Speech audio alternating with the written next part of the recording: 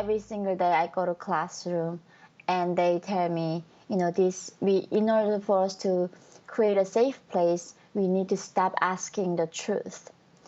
And that's what it was in North Korea. I don't get it why a lot of Americans are choosing this path. People here haven't gone through actual real hardship. They keep talking about systemic oppression, and I'm like, you don't know what oppression looks like.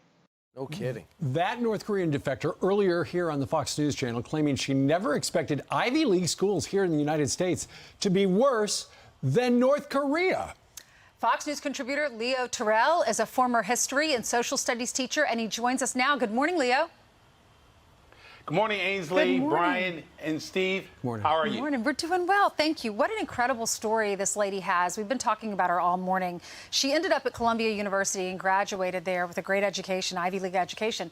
But she came from North Korea, and she went through China. She had to cross through China. Christian missionaries helped her survive. She had to cross over this river, over a desert with her mom. She was sold into slavery, into the sex slave. She was a sex slave for under $300, and her mom was sold for $100. She says what she experienced at Columbia University with their teachings is nuttier than what she's seeing in North Korea. Your reaction? My reaction is this. I want to be as clear as I can. No one in America is oppressed or held back due to the historical sins of our colonial ancestors. No one. But that's what's being taught in American colleges and universities. Her educational experience at Columbia represents the left hatred towards white men. White men allegedly are inherently evil. And to think otherwise, it's not accepted. And the whole game plan here is to rewrite American history. I am not oppressed or held back by anyone based on historical ancestry. It's impossible. But that's what's being taught by the left. So where's it come from? Where did all this come from? Where from professors now, K through 12, and in college, the Ivy Leagues? So it seems fueled from somewhere. Yes, and it's very simple, Brian. This is a hatred towards America's values and a chance to rewrite history. They're apparently the extreme left. This is what you call the cancer of socialism, of communism, being allowed to be taught in our college and university, which we ignored, and now has been funneled down, Brian, to our elementary schools. And if we don't stop it, if we don't challenge it, we are in trouble because they want to rewrite American history. And I have a feeling, Leo, that this is something you're going to be talking about at the Faith and Freedom Coalition's Road to Majority Policy Conference. It's in Orlando this Thursday. It's going to be streamed on Fox Nation, right? You better believe it. I am going down. You know, I'm a history teacher. I'm a civil rights lawyer. You know what we're supposed to believe in? Everyone is treated equally. So I'm taking my educational experience, my 30 years of being a civil rights attorney, and I'm going to make sure that we start this challenge to this critical race theory. Again, I can't stress this enough. Yeah. I challenge anyone in this country to tell me they're oppressed, they're being held back by historical sins of our colonial fathers. It's impossible, and we need to challenge it.